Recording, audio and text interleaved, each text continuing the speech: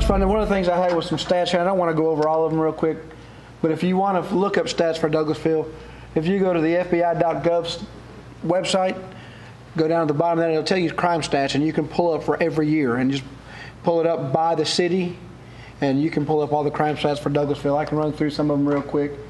You can see our population jump kind of drastically here from the last 2006 to 09, and that's just within the city.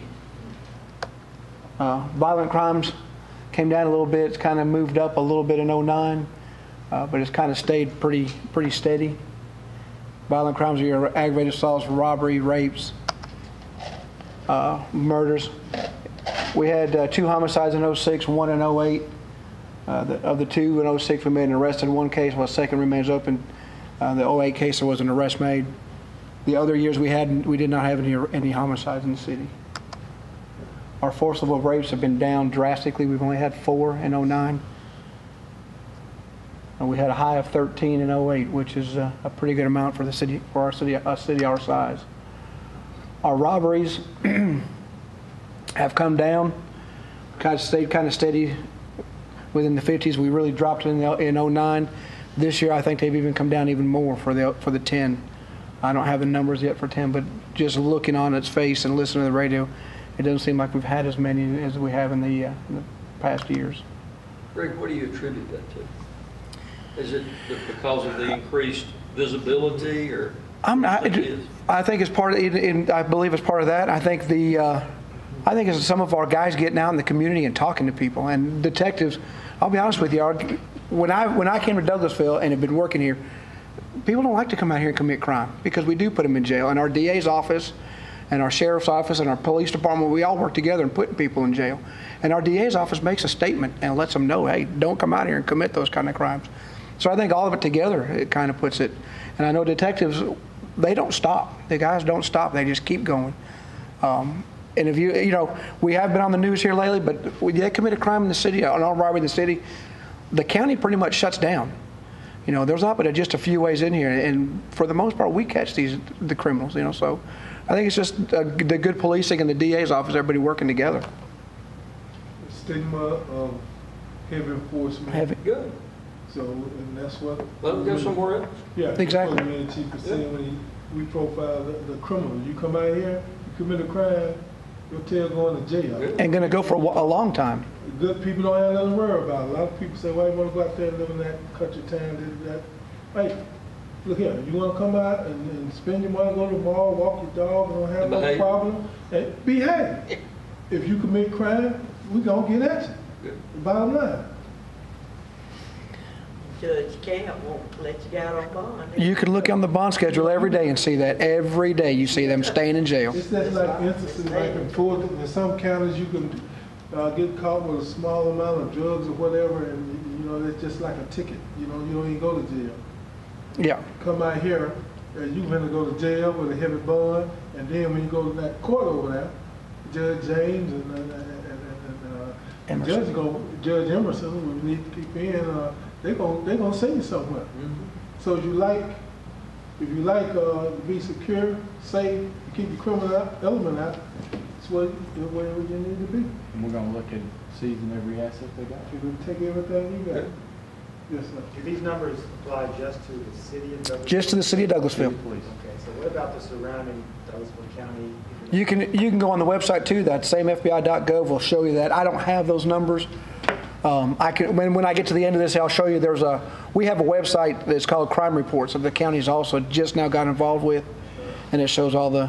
So you have the 2009, but we have numbers up to 2010 up to this month. So it's still. We're still running them. Right, through September, and the numbers are down for the Part 1 crimes that he's talking about for 2010. So far, before the holiday season, keep in mind, we're going to our we're big in a time of year that's normally would be our busy time. This is where we've had a drastic change in our property crimes. Burglaries, larcenies, and motor vehicle thefts are way down. And I think, again, it's just because the guys are actively out there patrolling, and when we do catch somebody, they go to jail and they stay in jail. And we have programs like this, and we go out to the community, and you see how well we we're trying to protect and serve, but the onus comes on you as your home. You know, you're the eyes and ears in that community, so you get the information back to us, which, you know, allows us, help us to patrol the area better for you. And we get a lot of calls. That's a great point too, is that the deputy chief made a good point. Nothing's too small to call. If you feel something's wrong, make the phone call. You know, it's better to go out there and just to stop somebody and go, well, I live there, it's my house, or I'm visiting, or, you know, than it is to go, I'm not going to call right now, and then the person get burglarized or their car gets stolen. If it doesn't look right, call. That's what we're here for. We'll go out and make the stop. Yes, sir. Well, that's one thing. Well, y'all know where I live and over in our neighborhood, and we set up a community watch thing, and that was one of the things that, in talking with some of the neighbors, and some of them said, well, you know, we hate to call with it. Well, then when we set up the neighborhood watch, and we've kind of gotten them educated that, you know, if you see somebody, call 911. And so they've gotten a little more acclimated to it, and then they found as the officers come out and respond that, you know, hey, call us. Yep. You know, that's what we're here for. So that's exactly right. It's worked very well. And nothing's too small. I mean, it's just, if it doesn't look right, by all means call. It's better to be safe than sorry. And the guys will come out and handle the call and be professional with you. This is what I was talking about here. I don't know if you can read this. If you go to the ci.douglasville.ga.us site, you can get to our crime reports. And this is an up-to-date, and I'll try to run through it quickly if the website will let me get to it. Kind of walk you through it. It wants to. And I'm going to brag on one of my mentors here that I know everybody in this room probably knows. Real quick, one more point is, and that's Sheriff Miller. We have got an awesome relationship right now between the sheriff and myself and the police department, sheriff's department. We all work together. We're on the same team. And, you know, you're out there in this job, you need help. You don't care what kind of uniform they got on, and that's the way we both treat each other as people. Is, you know, we're all on the same team here doing the same job. And we have to give a lot of credit down the street because we back each other up all the time. Daily. Let me say something along that line, and that's good because there have been times when the relationship hadn't been as good. Yes, sir. Yes, sir. It really I can remember. So it's a credit to both departments that y'all do work together. So, and it's got to be a two-way street. That's good. If you go to departments, go to the website there, go to departments, and I apologize for it being slow. I'm working on an air card. And I don't mind telling y'all too while we're working on this too. When we talk about these violent crimes and a lot of our bigger robberies and thefts, our best defense that we have, or best offense I should say at that point when we're getting people geared up, is we got to shut them back down because 90% of the time they headed back eastbound. They're trying to get back inside the perimeter. It's not folks from Douglasville and Douglas County out here perpetrating the majority of the crime we're fighting. It's people that come out here, outsiders that's not from here, and then they want to try to tuck their tail and get back inside the perimeter. And we try to throw that net out there and shut it down. Go to the police page, and then it'll be up here on the left as soon as it picks up. Go to crime reports map.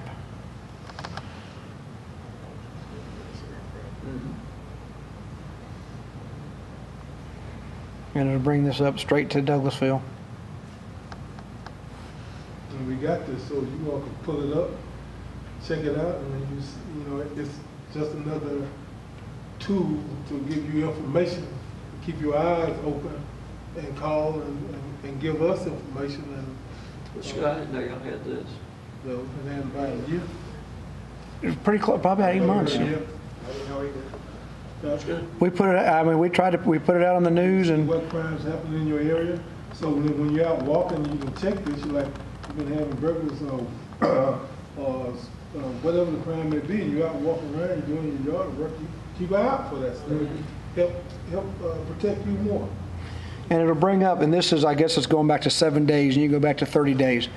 But if you go to it, it'll click on the. You can click on it. It'll bring up It'll tell you an auto theft. I think this is Ashland Court.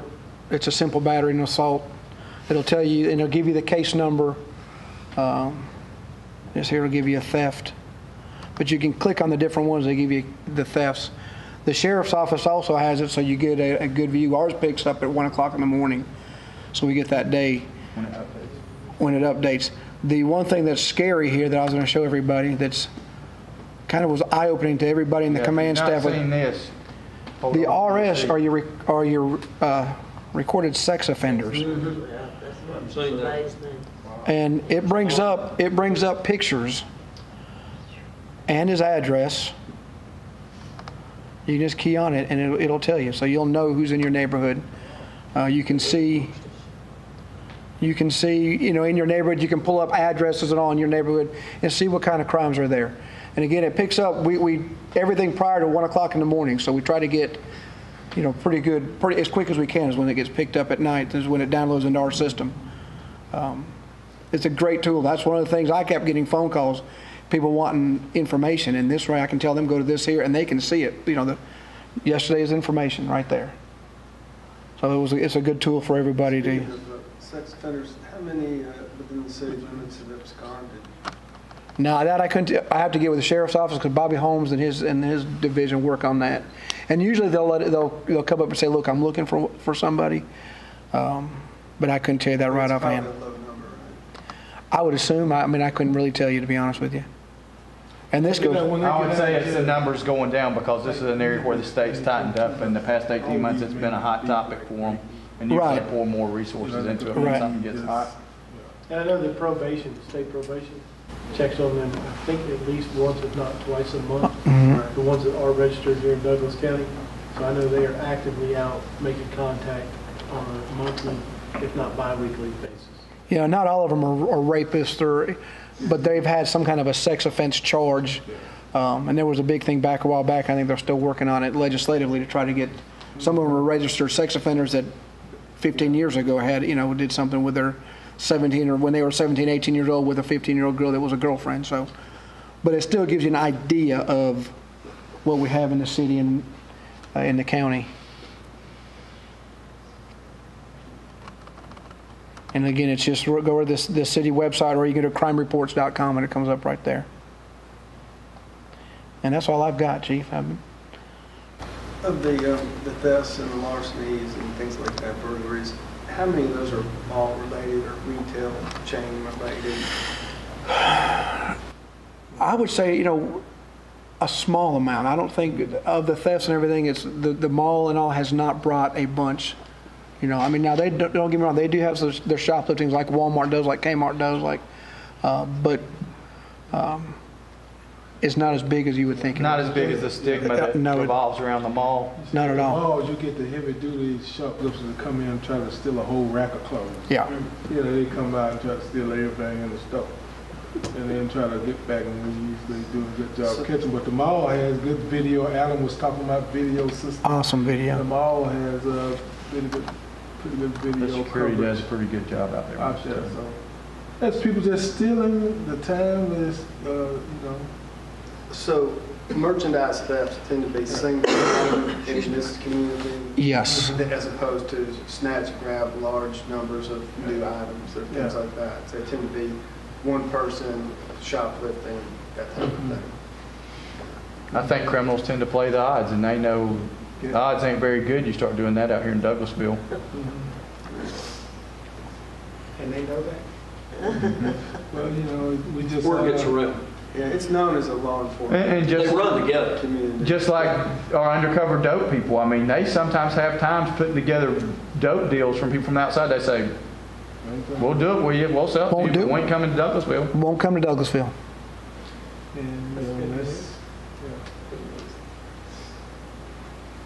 And I've had several, and I've been here 24 years, 25, going on 25. I've had several people that I locked up when I was in investigation would literally get in the back of my patrol car and go, "Where am I at?" And I said, "Well, you're going to Douglas County Jail."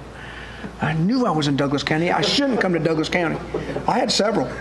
My first arrest in the city of Douglasville was a DUI that, in the right around November, and the guy kicked my back windows out because he was not going back down to the jail. Lived in Cobb County, had come out here, and actually just got lost, and asked me, "What county am I in?" I said, "You're in Douglas County." And literally, we fought getting in the car because he was not coming back to the jail. I will not come back to jail out here. But the criminal element, the ones that are in and out of prison on a consistent basis, they know where they go, what jurisdiction to go do their dirty in. Because like I said earlier, you can do certain things in Fulton County, you get slapped on the hand because they're worried about the overcrowding of the jail. You come out here and do the same thing, you go into jail, you're going to hang in jail, and then they're going to send you to prison. So it's, and so they know to go maybe to Cobb or stay out of Douglas. Maybe stay out of, years ago, you stay out of Clayton County because they had a judge down there, Stone Cold, that's what they call him. He would send you and give you some time, but they got away from him now. So that's the stigma that we want to project to the criminal element community, where they out there training and figuring out where they're going to go do their little crime, and they don't go to Douglasville. No, okay, don't get out there. And on the flip side of that, though, too, we try to let our citizens know that are doing right, that we're here for you, too. Yeah. Whenever you call, when you need something, you need to come to church with you, we'll come out and talk with you. You know, you need us to come in your business. I mean, I go in businesses all the time, just, hey, what's going on? How you doing? And that make people like that. They like to see you when they don't need you. Sometimes, too. So, you know, we try to do that and be on the positive side and not just always have to deal with people when, you know, they're in the worst situation that they've ever had or something. We try to, the Chief Warmack is trying to get our guys to be in that police car with the windows rolled up. Roll those windows down. Get out that car. Go talk to the kids. Go talk to someone out there doing yard work. Get out and throw a ball with them. You got to know the people you police. Or where we going to get our information from? Y'all, there's more y'all in that community than one or two police riding around 12 hours trying to see what's happening. So we got to build a relationship. That's what we're trying to do here. So hopefully the next one, y'all will tell some of your friends that, man, that's police department, they're on the ball. You know, so that's what we're trying to do here. Yeah. You know, you see on the news and some of these other departments, they be on the news and their community screaming at them. Hey, we do something wrong, we expect, chief gonna take care of that. We don't play that, we'll whoop our own that need a little spanking and get rid of them. If they're not doing right, then we're gonna do it right. It's just business. Yeah. When is the new police headquarters scheduled to be open? Well, January. that's like a little bet there. I got a stake on 1st of February and then it's in January. So sooner the better, because look, we're in 5 buildings. Captain Darren Shaw saying January. Yeah, we're in 5 buildings. When's the open house? I mean, right after we move in. Okay. Yeah, we'll have. Good. But you know how hard it's been to keep up morale, and you in 5 buildings, your working conditions. Y'all, I guess you go to the job, you want to be able to go someplace and sit down and have nice and, and you go. That place be able to bring your friends and family and say, this is where I work at. And we got steps that you could fall through up there in our building. I remember one time we arrested this guy. You know this guy we arrested? He had a lot of money in his pocket. And he like, I think we got it for like junk and this he like cursing, well, I'm not going to jail. Kept me in the jail. I'm going to stay in jail all night long. We said, okay, come on. So we get him up there and we came around back in the back of the old jail we had back there. He said, rough. hey, get my money, man. Let's make my way out of here. It's like a dungeon. That old. Yeah, it was like a dungeon. He was like, I'm going to give you a penny. He got a see that the place. facility will have how many spaces for detention in terms of the number of With the county? with the city? See, we have holding cells. We do not house prisoners. We're not set You're up not going to to. have any detention area at all within the new? We have holding cells where if somebody's got a family member come and get them where they bond out. We'll keep them, a long time for us to keep them would be, if you get 6 hours, I think that's kind of pushing it. We won't get them out because we have no means to feed somebody or provide that kind of attention for them. Will this new facility have that? No, we're not. Yeah, we don't have a jail. We just have holding cells. And the most you could hold at one time would be? We can stack them deep. We've got 10 cells. Holding cells, and 2 of those being court holding cells that are larger than your average holding cell. So about 50 or so. And that's one thing. Like our court system. I mean, we do. I say we do. I mean, I get a lot of phone calls about the number of tickets we write. People saying, "Nah, they got the wrong car. It wasn't me."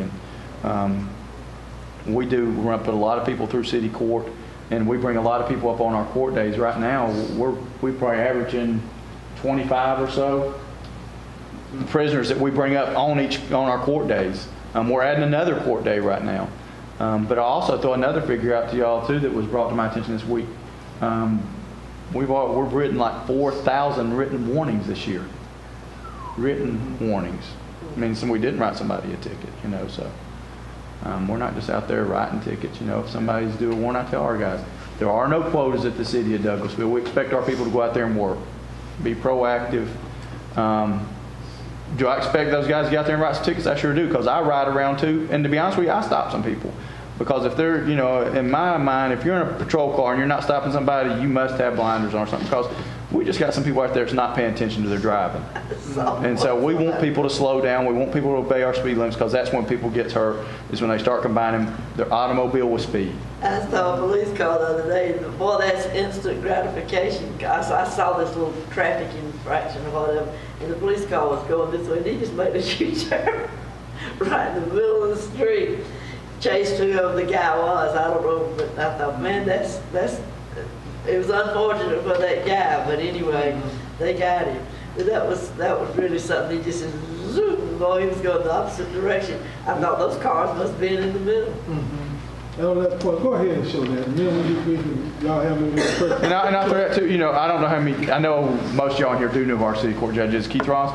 He does an awesome job. He does take his job personal, and I don't have a problem with that at all. Because a lot of times we develop relationships with people that we've arrested, and like I said, there's things that we want to try to. Sometimes we can help them out and put them on some community service, make them go out here and scrub. We got plenty of police cars that need to be washed and waxed and vacuumed. And especially our younger offenders that haven't been in no trouble.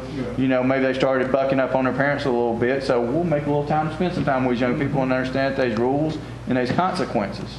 When you don't follow the rules. So, and the judge is very understanding in that. He does a good job over there on the bench with that.